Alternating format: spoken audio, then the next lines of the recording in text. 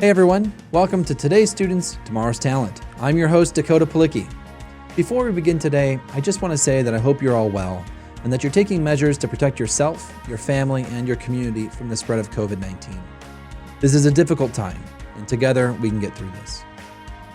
On today's show, we're talking about competency-based education. Although it has been around for decades, this movement that shifts education to valuing learning over time has yet to become mainstream. Today, I'm joined by three guests to help us understand what competency-based education is and what's at stake. My first guest is Charla Long, the Executive Director of the Competency-Based Education Network. Charla, thanks so much for joining us today. Thanks, Dakota, for having me. I really appreciate it. Oh, it's my pleasure. So I know we're talking about competency-based education. For those who aren't really familiar with the term or maybe have some inkling of it, but really want to hear from the expert, what is competency-based education? Absolutely. Well, thanks so much for letting me have an opportunity to talk with your audience a little bit more about competency-based education. Competency-based education is really a pedagogical approach or curricular approach that looks at the actual student learning that happens and the application of that learning. So instead of saying these are the courses and the credit hours you need to take, we think of it in terms of what does a person need to know and be able to do if they're going to have that particular credential. So if a person was studying business, what would we expect of a business major? Would we expect them to know accounting? Well, what part of accounting? So we really focus on the actual knowledge, the skills and the abilities and the intellectual behaviors that person needs in order to be successful. And we're not so much tethered to how much time it takes them to get there, but instead we want to make sure they get there. We hold learning constant and really allow time to be more variable. So if a student can acquire that knowledge and demonstrate that knowledge quickly, we want them to be able to do that. But if they need a little bit of extra time to really dig in and understand a concept, we want them to have that timing as well. Mm. So, going to your, let's keep just talking about the accounting for a moment. Like I've taken Accounting 101. I actually think I've taken it more than once because I've had to transfer my master's degrees every time I move. Another thing that we'll address some other day. So I'm in an accounting class. I have a syllabus. I understand the kinds of things that I'm supposed to learn through some learning outcomes that are on the syllabus. I see a course schedule. But it sounds like what you're describing in that Accounting 101 class under a competency-based education model would look a little different. Yeah. So if you think about it, we talk to learners, and I probably wish I wouldn't have used an accounting example because I, like you, Dakota, didn't do that great in accounting, but don't tell anybody. But so instead we would say, I can read a profit and loss statement. I can understand a debit and a credit. I can understand, these basic elements of accounting. I should have chosen like business law, right? But in one of those examples, we break it down into what are the actual pieces of knowledge, the skills and the abilities that person needs to be able to do with that knowledge.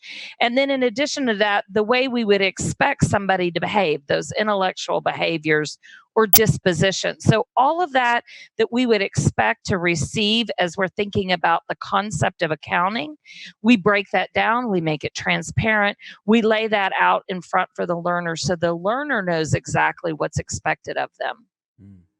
So why do you think, you just mentioned the kind of relationship between time versus learning, and I think we'll circle back on that in a bit, but why do you think competency-based education makes sense as a pedagogical or curricular design approach?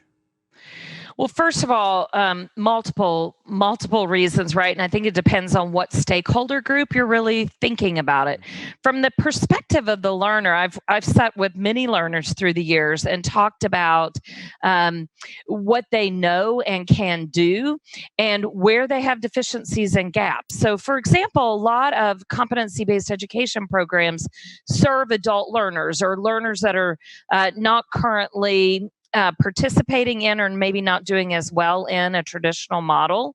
So for those students, when we think about competency-based education, it's framed up in this, what can I do? So when they are experiencing their academic journey, they're thinking at it in context of immediate applicability, right? So I'm learning something right now that's going to help me at work or professionally or personally, because it's in the context of what you are going to be able to do once you've acquired this knowledge, you've learned this skill and ability, and now you can demonstrate it through some sort of an assessment. So one, for a learner's perspective, switching the equation from do you have these courses and credit hours to can you do yet these things, that really can be a far more empowering approach to education. Second, like from an employer standpoint, it makes sense because an employer knows that individual is prepared. They can have reliance on that system of assessment that a university uses to assess competency, and they can have confidence in knowing that a person that graduates from a CBE program is in fact going to have the preparedness that they need in order to excel professionally as well. I think from a policy standpoint, certainly CBE makes sense because, again, we know the outcomes. It's not just about what they know and can do, but we've got a rigorous system of assessment that really examines in a valid and reliable way that person's competency. So it's not about acquisition of 60% of the content and they get a grade and we call that learning. In this case, we really are thinking about the acquisition of those competencies, the demonstration of those, and really if they've demonstrated it, then in fact they are competent, right? So at that level we expect. So from a policy standpoint, we have a greater assurance that these learners have in fact learned.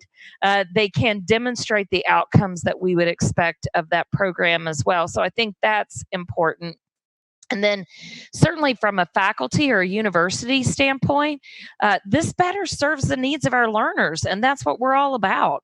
As a faculty member, I want to move my learners to that demonstration of competence.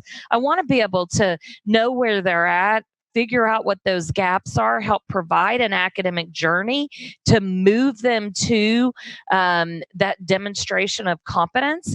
And so CBE does all those things for those various stakeholder groups. And I think that's why we really see it taking hold today. So I understand, competency-based education kind of, we'll say, in the classroom for a moment. You understand what competencies, what knowledge, skills, and abilities need to be achieved during that coursework, and so long as someone shows that they can that they've reached a level of mastery on each of those areas, it allows them to advance. I also know that we've talked about competency-based education though as an input in a way, and this kind of jogged my memory because you were just talking about employers and learners themselves and serving adult learners. And so as adults enter the education system again, whether to upskill, reskill, or continuing their education journey towards some other kind of higher credential, competency-based education can be used to validate and recognize the learning that they have from different contexts. Is that right?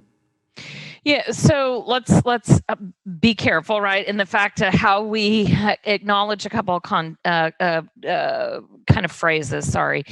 So we use that phrase competency-based learning oftentimes to think about things like prior learning assessment, military credit, IB exams, those kind of snapshots in time about what people know and have done. And we think about competency-based education as that pedagogical approach that helps move them through a curricular journey built on an assessment infrastructure that will allow them to get to what is that desired end result. In competency-based learning, similar to prior learning assessment, right? You can take a look at an individual and say, this is what that individual knows and can do at this given point in time. we in a competency-based education program should be able to look at that, extract from that those competencies, and then say, here are the competencies they have that we require for this particular credential, and then put them on an academic pathway to developing the knowledge, skills, and abilities and the intellectual behaviors that they may not already come to us with, right? So it's kind of a two-part. We have a validation of those initial competencies that they bring to us, right? We're agnostic as to where that learning came from, provided they can demonstrate it at the level we expect. But we need to be able to plug that in to some sort of learning journey that's been designed by competencies. And now what that individual is doing is beginning to develop those competencies that they don't have. So competency-based education is not just recognition of learning, right, or the validation of that, but it also must include an academic journey that is teaching them the knowledge, skills, and abilities, and intellectual behaviors that are gaps for them currently, so we can move them to the full package of what we would expect for that credential.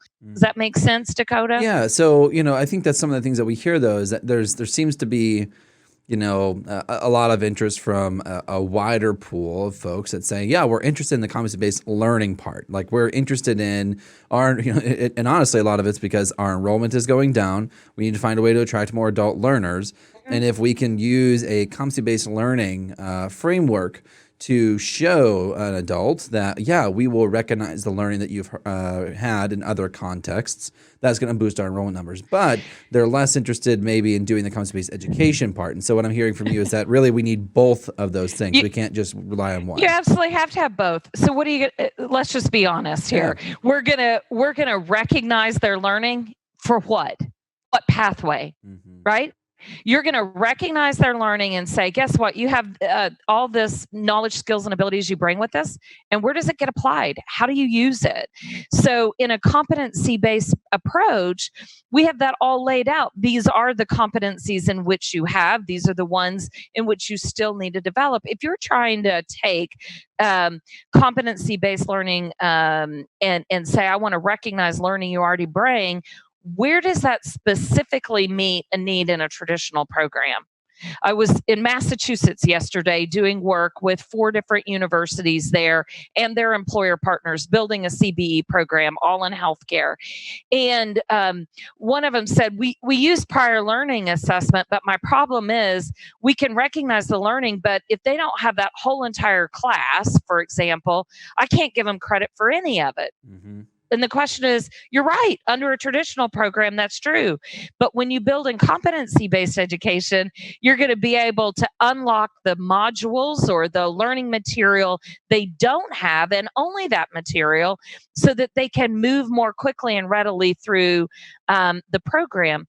So if you don't have the competency-based education to really wrap around that competency-based learning approach, you have no curricular journey that you can put them on to finish out a credential. I think at the root of this is what you mentioned earlier, which is the relationship between time and learning. And, I think that for a lot of folks out there listening, I think that idea that really what we should be prioritizing is learning over how much time you have, and that time is kind of this novel concept. Yeah, right. And that the time limitations is kind of this abstract construction that we've put on schools and on education programs, the 16-week semester and et cetera.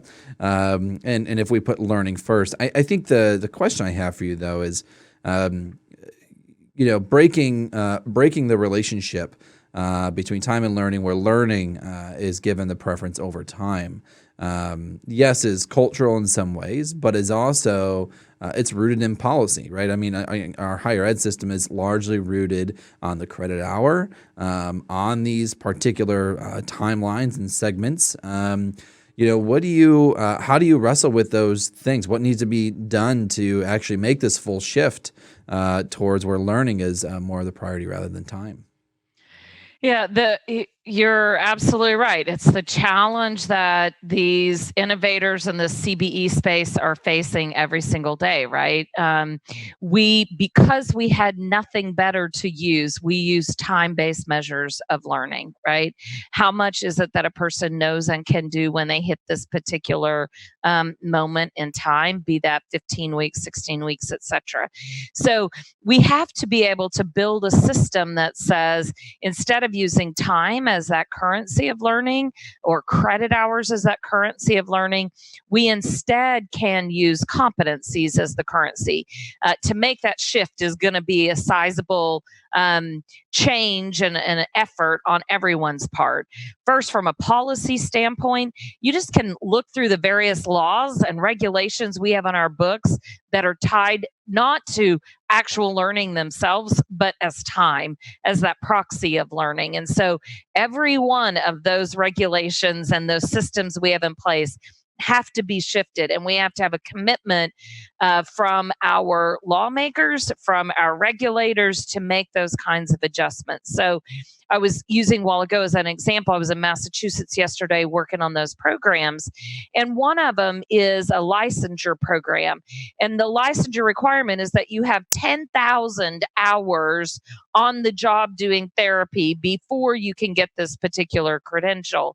And the question was, what do you know in 10,000 hours? What is it that you're expecting, Massachusetts, this person to be able to know and do at the end of 10,000 hours? And the question was, well, we believe by 10,000 hours, they should be good enough at it. Good enough at what? Right? Can we not change the requirement of 10,000 hours of counseling, for which you could have been a miserable, horrible counselor for 10,000 hours, right? And not had any more skill set on hour number 1 and hour number 10,000. Instead, can't we talk about it by what it is that person needs to know and be able to do, and what we think that looks like behaviorally after 10,000 hours? And instead of putting that time requirement on, we talk about it in the context of what are those desired behaviors that we're expecting to see?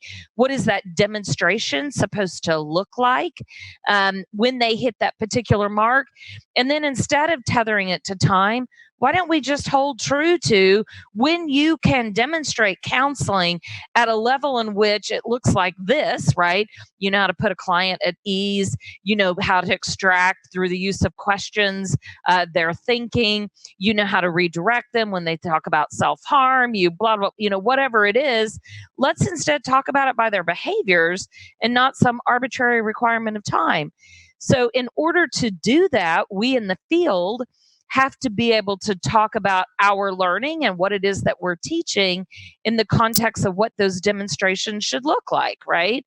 And then once we can talk about it in the context of those demonstrations, and I think regulators, lawmakers have something to point to that says, hey, that's what we mean and by being competent. It will relieve now our time-based requirement of that and instead replace it with this kind of delineation of what we expect competent to be. I also want to shift a little bit because I remember when I was teaching, and I was a music teacher, and one of our final projects, students had to, compose a quartet of music using found percussion, and then they would have to perform it together as one of their larger things. And there's all these different competencies along the way that we would test and track for, things related to rhythm, composition, performance standards, et cetera. But one of the things that was always on our rubric was creativity. And my students and I would always get in a really good, productive argument about how do you grade creativity? How do you assess creativity? And of course, we had a kind of a model and a framework that we would use, and students just wouldn't want to trust that framework because, you're dealing with 7th and 8th graders, and the idea of like, listen, this, framework has been peer reviewed is not, it does not pass the scrutiny of a 7th grader typically. But, I when we hear about competency-based education, the assessment and validation of mastery of certain competencies. I think there are people in certain fields that say that might work really great in healthcare. That might work really great for accounting. That might work really great for some kind of trade. But my fine arts program, that doesn't work for. My liberal arts program, that doesn't work for. How do you wrestle with those tensions? How do we create a CBE program for liberal arts, fine arts, or any other content that has an asterisk next to it? Yeah. So let me just say the first 4 CBE programs, right, had liberal arts and liberal studies focuses. So I think it's really important that we don't just write off, you can't do that. You can. It's harder for you. When we think about, Dakota, your creativity example, can you observe creativity? Can you see creativity in progress? Sure. Yeah. So tell me, define it. What does it look like? So if it's observable, it's measurable. Problem solving and decision making skills, critical thinking skills, diplomacy, conflict management skills, the ability to actively listen, the ability to do some of these soft skills, right? Intellectual behaviors, we might think of them. They're observable. I can see people who are diplomatic. I know what it looks like. I know what creativity looks like. So we have to describe the behaviors, the manifestations of that in such a way that I can look at it and pull that out. So absolutely, people have moved their entire gen eds to competency-based. Those are what we often think of as the courses that are rooted in this soft skill acquisition, if you want to think of it like that. And so as a result, you can do it. You just have to work really hard to define, what does creativity look like? Well, it looks like an individual who sees something that doesn't exist, and they can think about what all they would need in order to create something that's not there today. They can get all the right tools in order to help move them to this demonstration of something new in the future. They use those tools in ways that allows them to make something that's not been used before, right? Those are all demonstrations of creativity, whether it's in a music context or a new business or a new engineering product, right? So you have to be able to describe what it is that you observe when somebody is using that skill set. And when you do that, then I think we can teach to it, and we can certainly reliably and validly assess it as well. But it's hard for us to describe what we mean when we use some of these phrases. What does it really mean to be a good critical thinker? What does it mean to be somebody who's sensitive to somebody else's feelings? What does it mean to be compassionate, right? If I can observe it, I can describe it, and I can assess it, and I can reliably say whether that person is or is not able to demonstrate compassionate behavior. So that's a stretch for a lot of people. I don't negate that comment, but it can be done, and it is being done in really solid ways. Yeah, I have to believe it makes it a little bit more equitable too. I mean, if you think about, if critical thinking is, one of your a competency or a requirement, and without some kind of clear competency statements about what does critical thinking look like, what can I work towards becoming, mastering to become a better critical thinker, seems to be a little bit more equitable, rather than right now, in a lot of cases, it's you need to be a critical thinker, and whoever gets to own your learning as the adjudicator of you in this instance, get to determine whether or not you've met some subjective standard that I may or may not have, articulated. And so I think that it sounds like there's even more, equity perhaps in going through the process of saying, let's spell out exactly what these competencies are that make up critical thinking, that make up empathy. Right. There's a famous Supreme Court case in which the Supreme Court was asked to rule on whether or not something was obscene or not, and the justice in the opinion that he wrote said, "We know it when we see it." right? So it's one of those law school jokes, right, where you can envision all Supreme Court justices sitting around looking at obscene matter and going, yep, that's it. Nah, that's not it. But it doesn't do a whole lot to define what it is, right? Yesterday in Massachusetts, we were talking about these healthcare providers need compassion. And they're like, I can't teach compassion. Yes, you can. Mm-hmm. Yes, you can. When you define it, you can. Are you the kind of person that when you're working with a patient, you come in and you get down on eye level, you call them by name, you act like there's nothing else going on around you, but you're just connected one with that patient? Do you, as you're delivering your comments, do you look to see what their feelings are? Do you acknowledge those feelings? Do you say it in a tone of voice that's empathetic, right? So we can describe what compassion is. We can then teach it. We can observe it. We can assess it. And I think every one of those are skill sets that a competency-based education program absolutely incorporates, teaches, and can guarantee somebody has, that oftentimes will say in a traditional program, yes, we create compassionate nurses here that know how to do their job. Well, how did you test their compassion? Oh, well, we know if they're compassionate or not. Mm-hmm. Well, how did you know that, right? So to your point, really being able to define it, describe it, lay it out in a very significant way. A learner knows what I need to do. I know what my behaviors need to look like because you got it laid out for me right here and well articulated. Yeah. So competency-based education and competency-based learning, these are not new ideas by any means, but we're always keeping track of places that are trying to do something new, something innovative. Where is this going really well? Where do you see the most momentum happening? Yeah, so I would say there's quite a bit of activity happening at the community college level.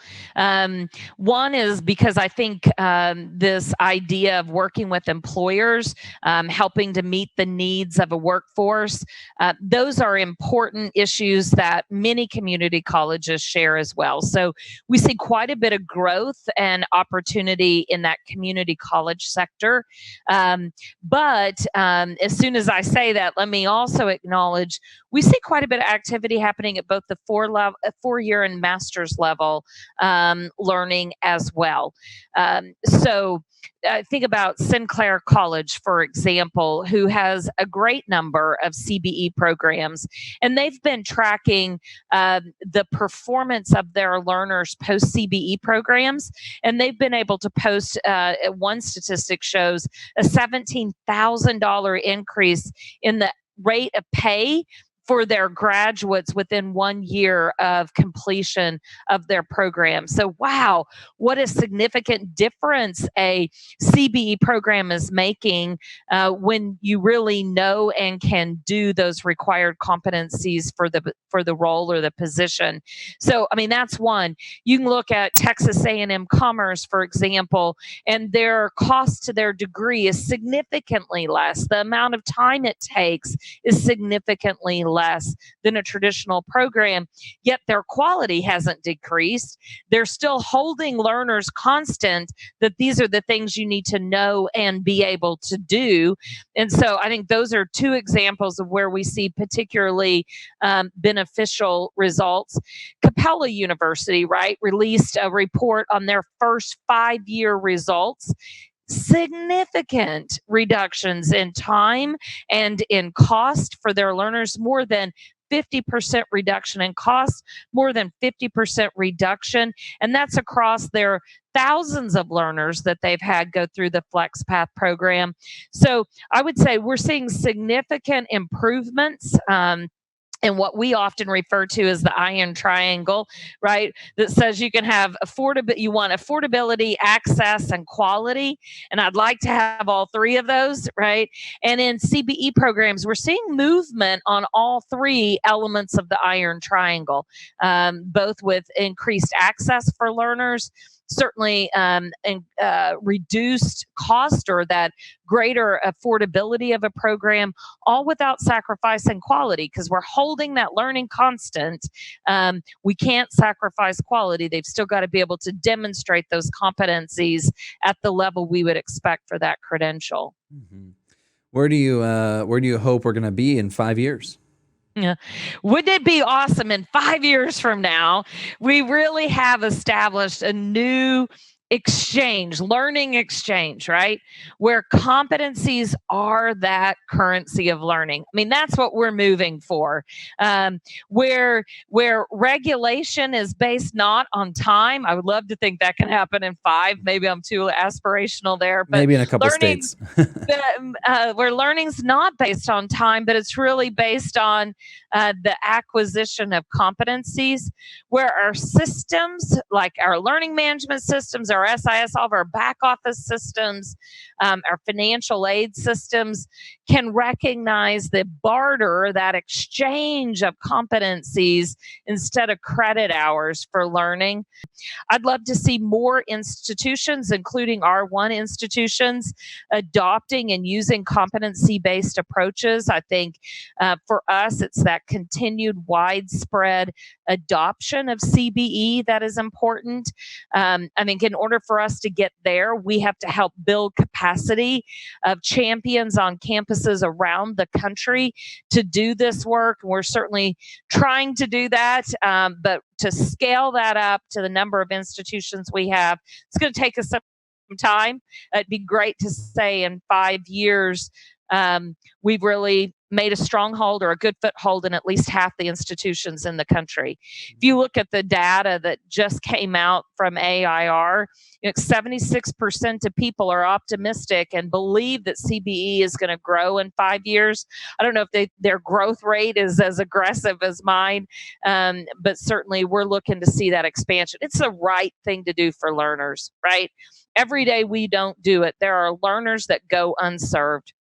There are work-based challenges that go unsolved. Why? Because we can't move fast enough. We can't make those kinds of necessary changes to make this happen. So I got to tell you, we've got to solve some of these toughest problems in higher ed, is to replace a time-based and credit hour measure of learning with true learning itself through competencies.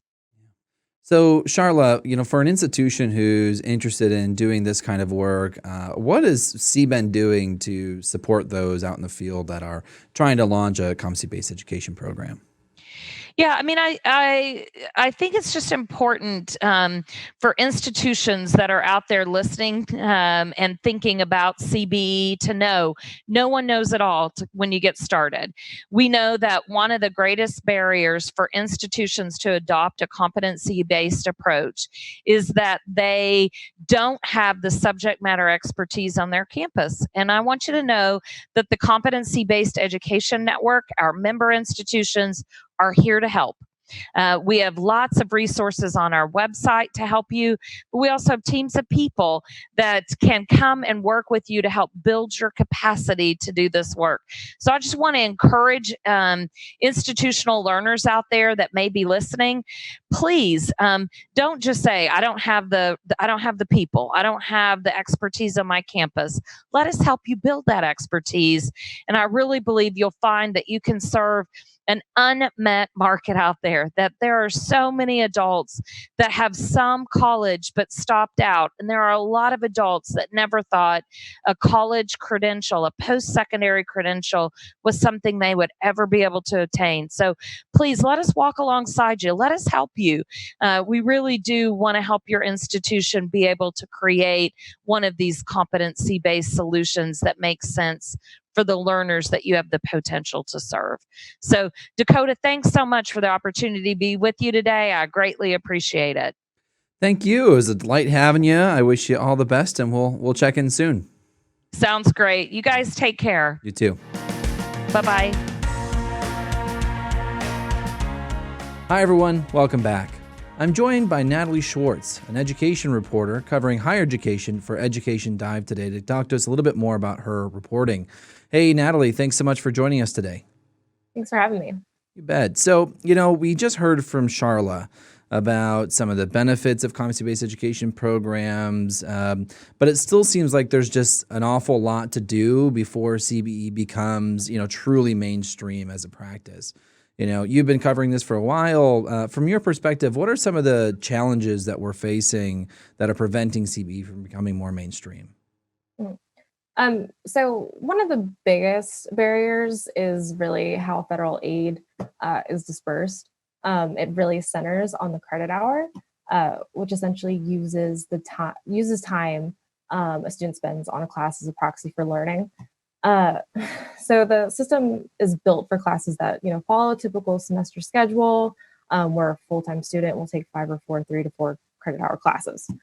The problem with a lot of competency-based education programs is that students are often taking programs or new courses all the time. So it can be kind of just nightmare for the registrar's office, for the financial aid office. For example, Western Governors, which has one of the largest competency-based programs, they have new students start monthly. And then there's also just a lot of ways that you can do competency-based education. So a lot of institutions that launch competency-based education programs, they still map their program to the credit hour, which seems like a very complicated process to me.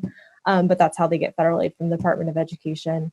Then you can also ask the Ed Department for permission to run a direct assessment program. And that's based on things like presentations and papers rather than time. But relatively few institutions have gone that route, just because it can who knows when the Ed Department will give the school approval. I mean, I've had schools who've been waiting for a while now, and they just don't know when they're going to receive it. So it sounds like definitely there's a couple of issues there, and I'd like to just set aside for a moment the funding piece, because I know we're going to get to that in a minute. But you talk about just some of the intricacies of what an institution has to do to move to a competency-based program. You just mentioned about taking, for example, students are constantly taking new courses and ending new courses, so there's no kind of regular set schedule anymore in some cases. Or the process of mapping, some of the courses and the competencies being learned back to the credit hour to kind of force ourselves into that old model with trying to shift away. Looking at just the institutional practice, though, for a moment and setting aside funding, what are some of the challenges that you hear from higher ed institutions themselves, who are interested in doing something with CBE but have yet to really take it on in a full way? So one of the biggest things that I'm hearing is that their systems just aren't really set up for it. So their student information systems are set up for the credit hour. Often their learning management systems are set up for the credit hour. So they have to either adapt Canvas or Blackboard to the programs that they need, which can be, a huge monetary and time investment. Or sometimes their staff and administration has to manually track some things, which again, that's something that not everyone wants to do. Then there can also be a little bit of resistance from faculty, I've heard, depending on the institution.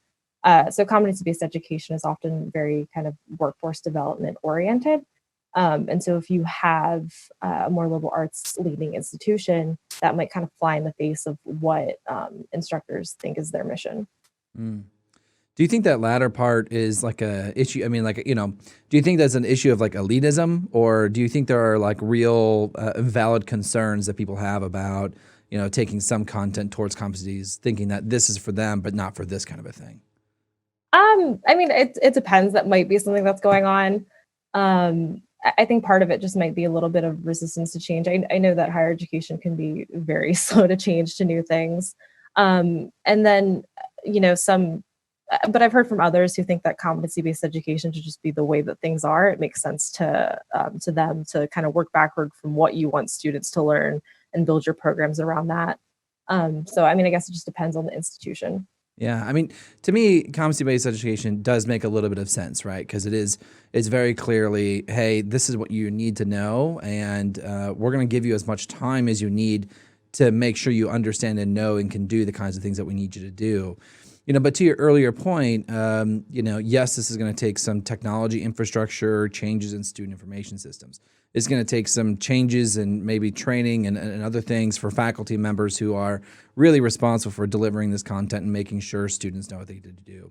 But also, you've mentioned about how much our current, credit hour based system is tied to the federal funding, and in some cases state funding, that institutions rely on. For those who are less familiar with, how a credit hour works and how the financial side of all this works, can you give us a quick primer on what the traditional system looks like versus what would need to be different for a competency-based system? Sure. So like I said before, the credit hour is just kind of a time-based proxy to measure learning. Before we had the credit hour, before it was really codified, you would have instances where college might set up I guess like a 10-week program and offer like 9 credits. So there would be tons of credit inflation.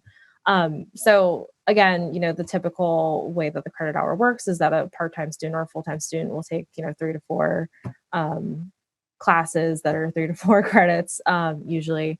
And that's over the typical semester schedule. And then with competency-based education, there's so many different flavors of it, so it depends. There's 2 other ways to get federal aid. One is to map your classes back to the credit hour. I think around 2/3 of institutions who offer competency-based education, they go that route.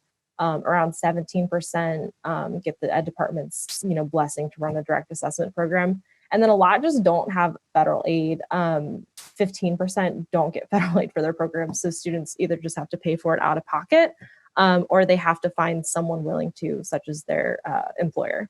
Mm. So, obviously this would take a lot of change to make this a mainstream policy at the federal level. I mean, just even hearing about some of the ways that people have to get permission or find ways to cajole their programs to get federal funding. From your reporting, have you gotten an understanding of like who is against CBE? Like, I don't know. Everyone I seem to talk to is like, oh, there's some challenges. It's going to be hard, but it feels like the right thing to do. So, are there people out there or organizations that say, no, this is not the right move. We should continue with our traditional system? Yeah, I've had a lot of the same experiences. Where a lot of people are very much in favor or they think it's something that is a good thing to offer alongside, traditional programs. I would say that the main opposition to it is just kind of concerns that if it's not done correctly, if the credit hours loosened or if they loosen regulations too much around competency-based education programs, that it will end up hurting a lot of students. So I think there's not so much opposition to it, but there's a lot of people who are a little bit wary of what could happen if you loosen too many of the rules. So the concern being that it's kind of almost a consumer protection angle of saying if we don't get it right, if we're going to do it, we have to get it right, because if we don't, there could be too many bad actors. Mm-hmm. Is there is there already some perceived bad actors in the field that have been using CBE as a way to move ahead, or is that kind of a phantom threat that we have yet to see fully manifest? From my reporting, I don't think so, although I might just not be aware of it. There was an instance where the ed department's kind of internal watchdog asked Western governors, which again is one of the largest competency-based institutions, asked them to give back a lot of their Title IV funding that they received. But then the ed department ended up reversing that decision, which I think a lot of people kind of took as kind of a, implicit green light for competency-based education programs. So there was that. But beyond that, I think most programs are trying to do right by their students, at least the ones that I've spoken to. So I don't see that there's a lot of bad actors flooding into the market so far. Mm. So what does the future of competency-based education look like from your perspective? So it's very hard to say. The ed department plans to release regulations that they say will make it easier to launch these programs. Like I said, there are some institutions that are a little bit, they've voiced doubts about whether that's the case. But there are, I keep citing Western governors, but they have more than 120,000 students now, and they keep growing. So, I think that would show that competency-based education is definitely gaining traction. And then there are a bunch of other kind of large institutions that offer it as well, such as Southern New Hampshire, and Capella is another one. So a lot more students, I think, are taking competency-based education programs. I just think, depending on the regulations, I'm not sure that smaller institutions will be able to launch it at the same scale. Well, Natalie, thank you so much for joining us today. Stay healthy, wash your hands, and I hope being working from home is working out for you. Yeah, thanks. All right, we'll talk to you soon. Okay, bye. Bye-bye.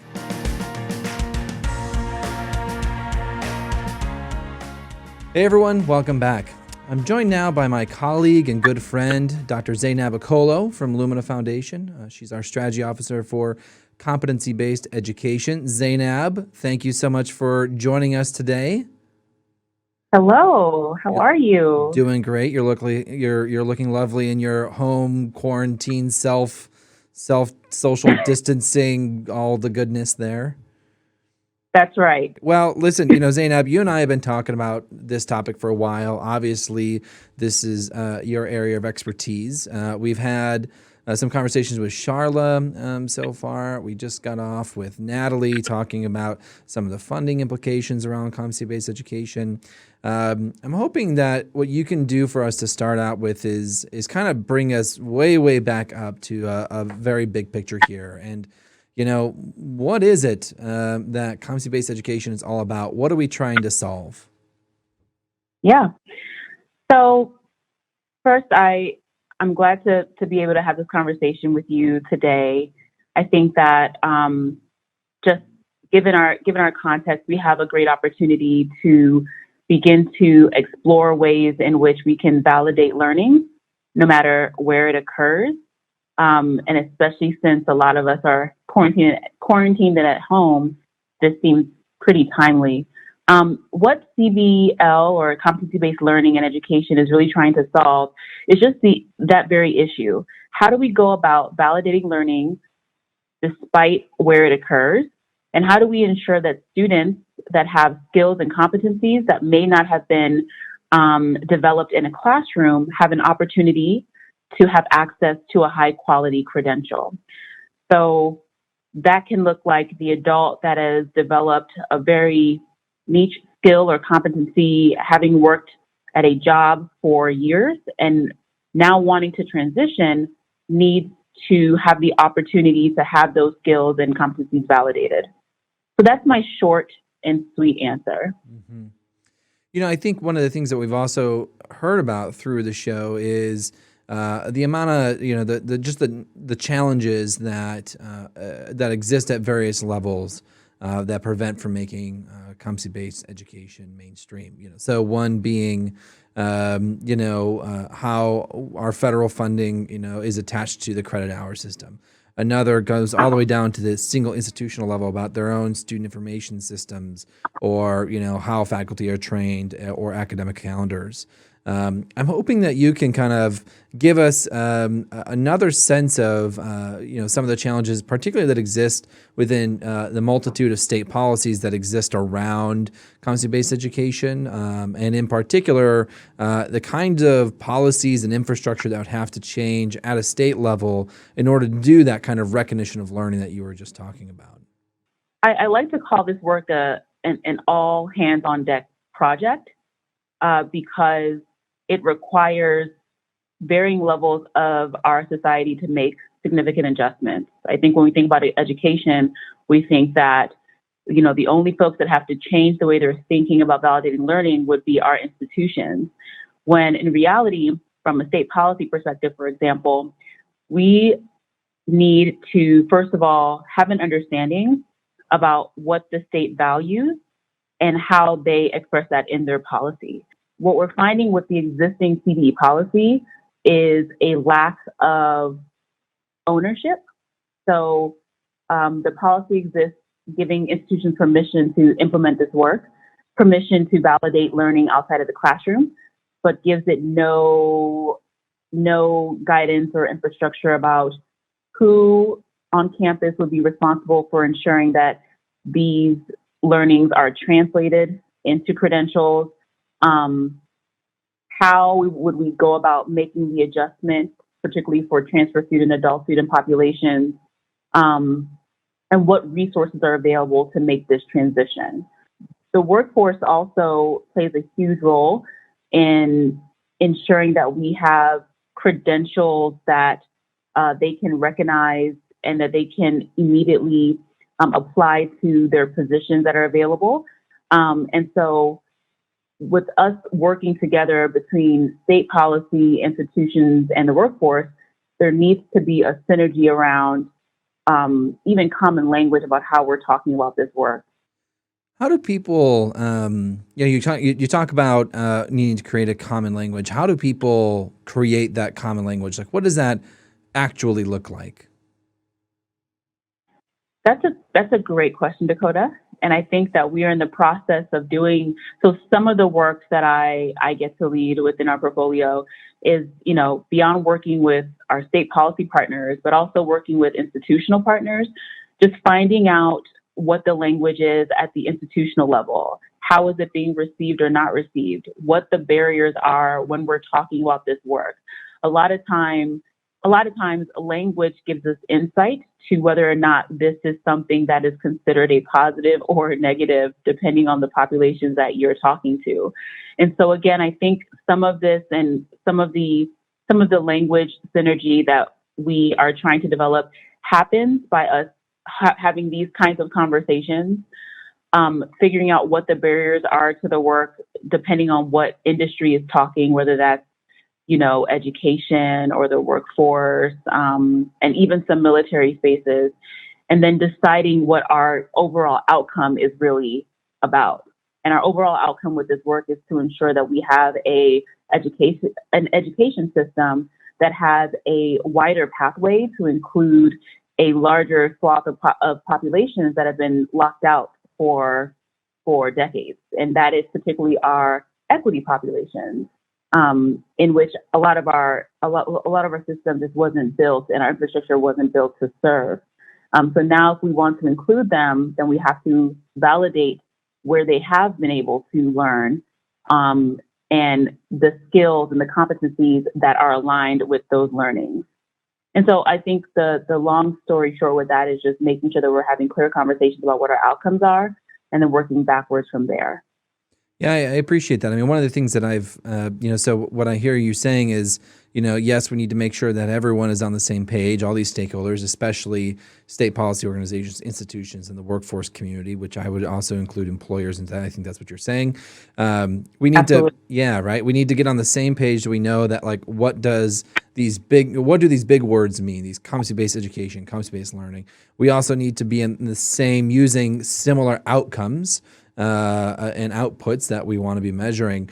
I think the other thing that I've appreciated getting to know you a little bit more about is also that, someone also might be thinking to themselves that the other language that we need to get around together as a larger group is actually figuring out what things are competencies, right? So if we're going to make, we're going to take a look at one degree pathway. We need to make sure that the competency statements are all the same ones. So this way, if you get trained to be a nurse in Ohio, you can be a nurse in New York or something along those lines.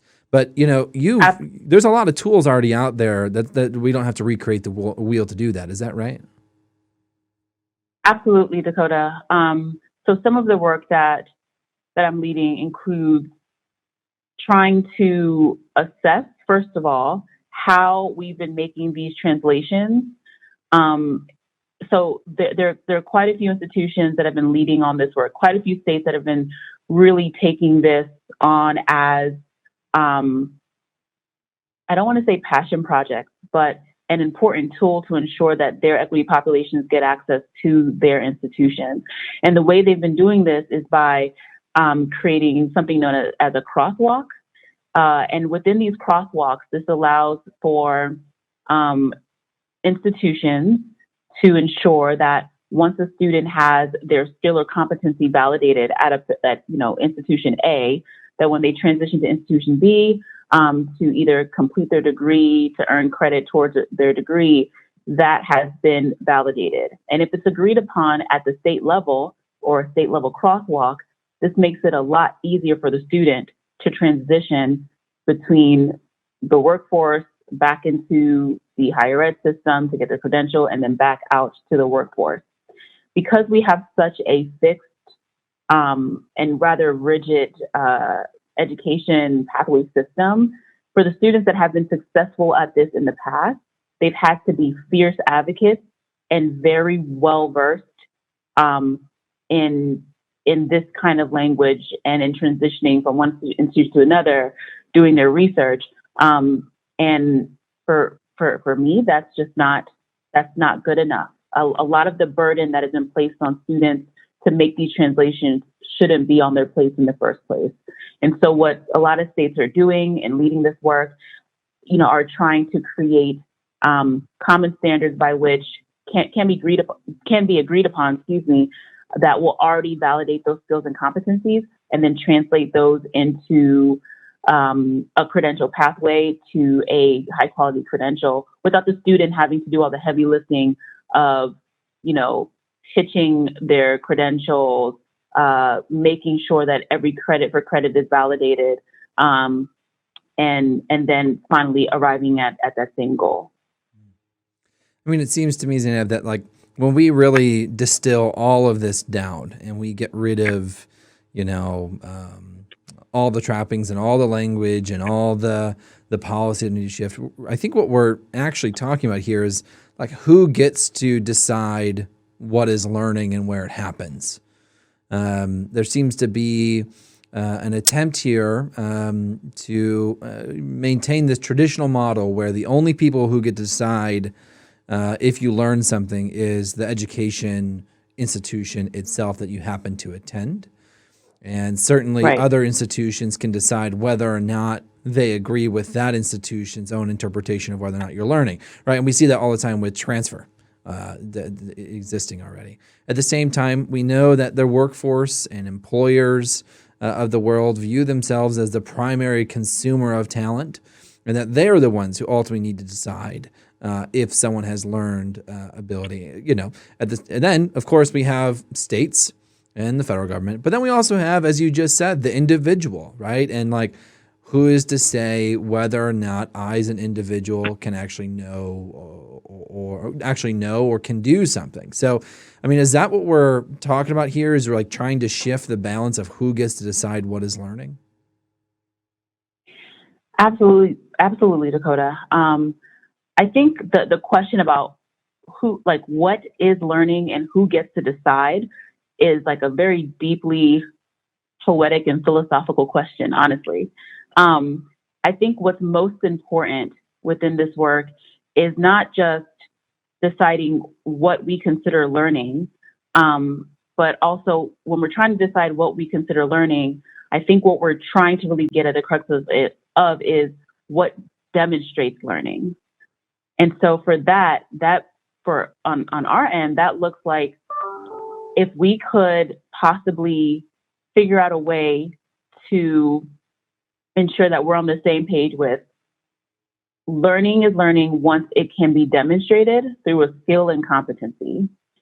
The who comes in when we are, and like you mentioned, deciding who gets to decide that is an extremely powerful place to be, especially in the education realm, because you can, earn your degree from one institution versus another, and your learning is valued at a different level based on where you got your degree from. But your learning and your degree at sometimes doesn't always fully translate into whether you can demonstrate that learning. And so what we're trying to do is get at the foundation of it, doesn't it matter that a student can display what they've learned, that they can demonstrate their competency, that they can, to some degree, prove that they have this learning? And shouldn't that be what really matters in our economy, that they're able to translate and demonstrate that learning? And then the larger question becomes, if that's not important, and it's just a credential, and it doesn't matter whether you can demonstrate it or not, then what exactly are our goals? And I think we've seen the pushback on this and just some of the things that have exploded in education in recent years, right? With issues with admissions and issues with folks, not, earning their credentials in the most honestly as possible. It really begs us to really get back down to the foundations of, why are we privileging certain ways of knowing and being over others. And so I think, just to answer that question about learning and who gets to decide, a lot of this work is trying to get us to expand who we consider a validator of learning, to include different industries, including the workforce, and to do so in a way that it's both advantageous to our higher education system by making sure that the quality and access and equity opportunities are expanded, but also to our economy by making sure that we have folks that actually have solid skills and competencies, and that when we see folks with certain badges or credentials or degrees, that we can rest assured that they have this experience and they can continue to contribute productively to society.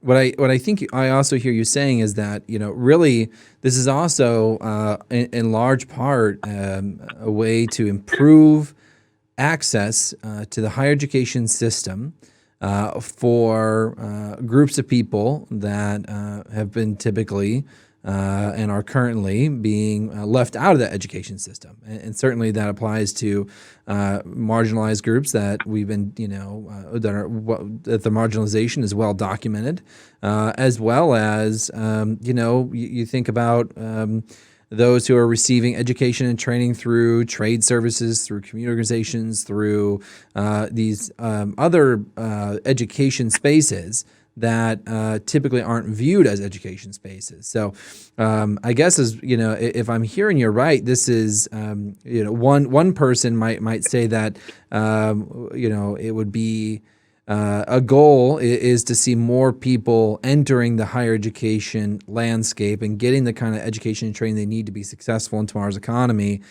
But preference given to those individuals, or that this system is given to those individuals that have historically been left out of the education system and relegated to a second or a different kind of education system altogether. And I don't know if I'm making this any clearer now that it's coming out of my mouth. It's obviously a little complex. No, this is very complex, Dakota. And also, just to add to your complex point, we recognize that for us to have a healthy, functioning society, we need folks functioning at every level of society. What we're trying to ensure with competency-based learning and education is that folks have the ability to move up and through. So if they start at a position and they're developing skills at what we might consider a lower level job or entry level position, they should be able to develop skills and have those skills validated in such a way that they can confidently move up within that company or within that industry, or use those skills to go back into the education system to sharpen the tools that they've been developing, and then rejoin our economy to continue to grow. Especially now where we have, generations of folks where we're going to be working a lot longer than perhaps past generations. And that's not always the most exciting thing to think about. But with that, we have folks that will be transitioning from one industry to another. We're not a generation that just stays in one industry. And so the only way to do that is to make sure that we have transferable skills and competencies that can be recognized and validated. And so in an ideal space, that would happen where we have both industry and higher ed being willing to come to the table around what is important when it comes to learning and how this could be easily demonstrated for students. Well, Zainab, thank you so much for joining me today. I'm glad that you made some time and that this all worked out. Thank you, Dakota. Yeah, this was great. Yeah. All right. Stay healthy. Wash your hands. And we will see you virtually very soon. Sounds good. Thank you so much. See you. That's all the time we have for today. If you've enjoyed today's conversation, please take a moment to rate and review us. If you have a comment or idea for a future show, reach us at luminafoundation.org or reach me on Twitter at Dakota Palicki. Stay safe wash your hands, and stay healthy. Until next time.